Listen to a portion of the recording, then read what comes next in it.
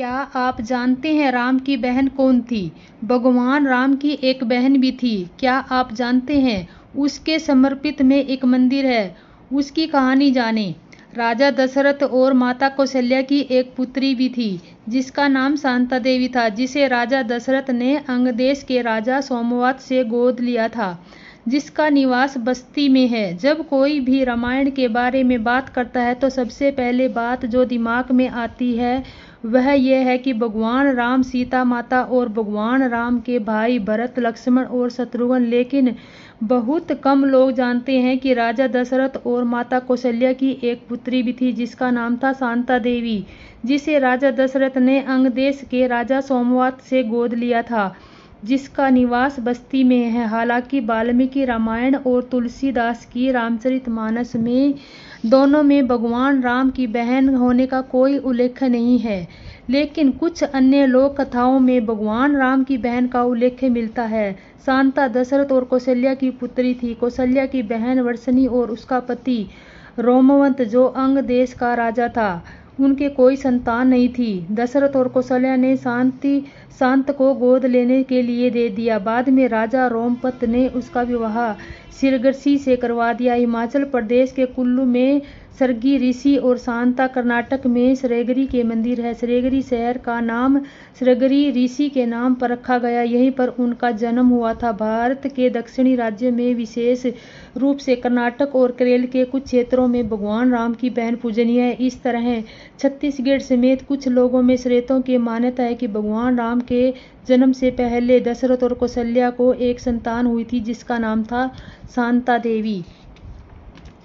शांता देवी के समर्पित मंदिर बस्ती जिले के 45 किलोमीटर की दूरी पर है। हरिया तहसील क्षेत्र में एक स्थान है। उस स्थान का नाम सरगनगरी है, जो माता शांता देवी के निवास स्थान पर है। त्रेता युग में माता शांता वहां घने जंगलों में रहकर पूजा अर्चना करती थी। आज यहाँ माता शांता का विशाल मंदिर स्थित है, जिसे सरगरी से बनवाया है। और कैसी लगी आपको राम की बहन के बारे में जानकर? और लाइक करें, सब्सक्राइब। तब श्री राम जी को नजर लग गई। रामायण का प्रसंग सुनिए। रामचरितमानस। एक बार किसी ने भगवान से पूछ दिया, महाराज, आपने नारद जी के चरित्र पर कलंक क्यों लगवा दिया? क्योंकि नारद पहले जैसे महात्मा जिन्होंने काम, क्रोध तथा लोभ तीनों को जीत लिया है, पर बीच में आपने विश्वमोहिनी के चक्कर में उन्हें डाल दिया। भगवान बोले, बात यह है कि अगर बच्चा बहुत सुंदर हो तो माँ को बड़ी चिंता होती है कि उसको कहीं नजर ना लग जाए, और नजर से बचाने के लिए माँ एक काला टिक्का तो अवश्य ही लगा देती है।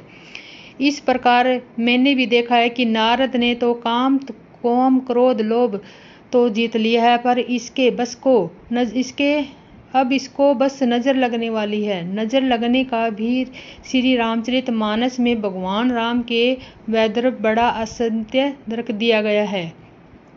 श्री रामचरितमानस में वर्णन में आता है कि नजर 3 तरह से लगती है। बालकांड में लिखा है कि कौशल्या श्री सुमित्रा जी और कैकेयी जी राम जी को देखने के पूर्व हाथ में एक तिनका ले लेती है और उस तिनके से तोड़कर फिर श्री राम को देखती है और सीधे श्री राम को नहीं देखती।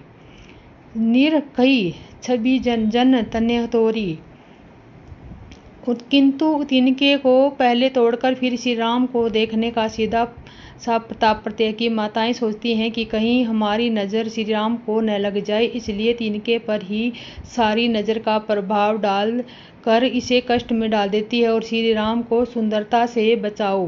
पर गीतावली रामायण में गोस्वामी कहते हैं कि जब श्री राम रोने लगे तो माताओं को लगा कि अवश्य किसी की नज़र हमारे बालक को लग गई है, परंतु किसकी लगी है?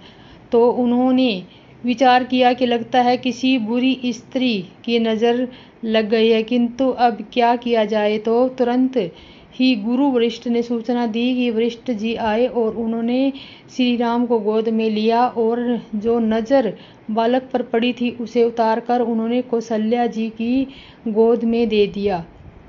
नजर उतरते ही बालक राम दूध पीने लगा। नजर लगने से ही तीसरे एक विलक्षण रूप का गोस्वामी ने गीतावली रामायण के वर्णन में करते हुए लिखा है कि श्री राम एक दिन आंगन में खेल रहे थे और आंगन में जो मणि का खंभा बना है, अचानक उस पर भगवान श्री राम की दृष्टि पड़ गई और श्री राम का प्रतिरूप उसे दिखाई देने लगा। तो श्री राम अपने रूप को देखकर इतने मगन हो गए कि खेलना छोड़कर वह खंबे को ही उसको देखने लग गई।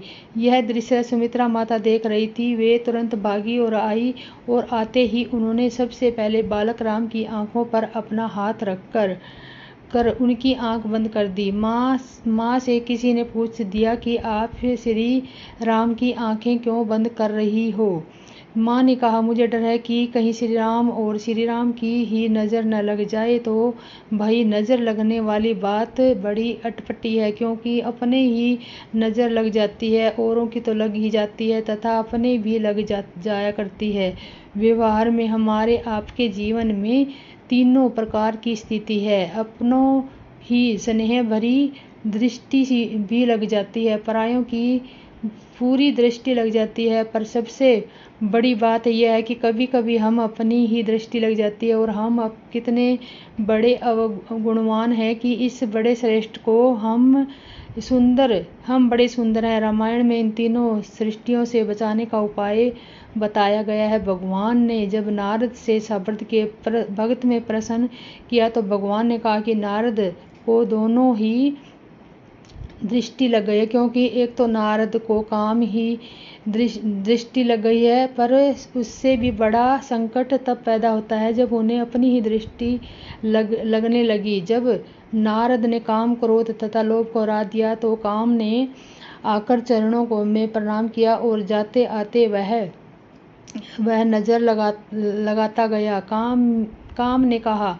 महाराज, आज तो बड़े बड़े महात्मा उत्पन्न हुए हैं, अब आप जैसा कोई नहीं हुआ। किंतु उसने बाद में सबसे बड़ी बात यह कही कि राम का वाक्य सुनकर नारद जी अपने आप को देखकर सोचने लगे कि सचमुच में मुझ में इतने अधिक गुण हैं कि भगवान ने काला टिक्का लगा दिया। और उन्हें लगा कि नारद के मन में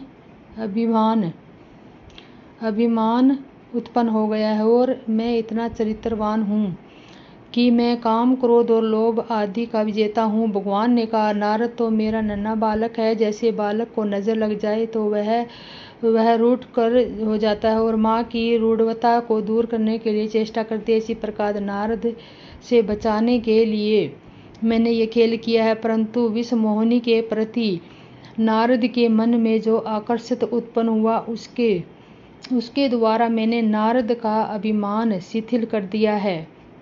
बस यही काला टिक्का है जो राम को नजर ना लग जाए। विद्या प्रतिष्ठा न धन प्रतिष्ठा, सा प्रतिष्ठा विनय है पिता। और काले टिक्के का वर्णन, गुणा प्रतिष्ठि न कुल प्रतिष्ठा तेह, यदि नाष्ट मिनिष्ठा। भगवान, विद्या से प्रतिष्ठा होती है कि धन से प्रतिष्ठा नहीं। वह भी विद्या विनय के बिना प्रतिष्ठा होती है। गुणों से प्रतिष्ठा है, कुल के प्रतिष्ठा नहीं है। वे गुण यदि आत्मा में नहीं है तो अप्रतिष्ठा के कारण बनते हैं।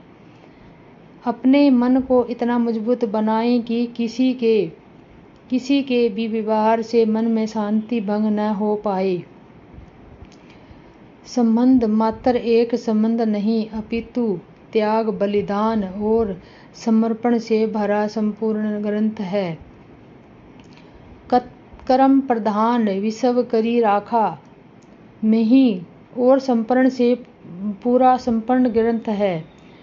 कर्म प्रधान विसव करी राखा, जो जैसे करही सो फलू चाखा।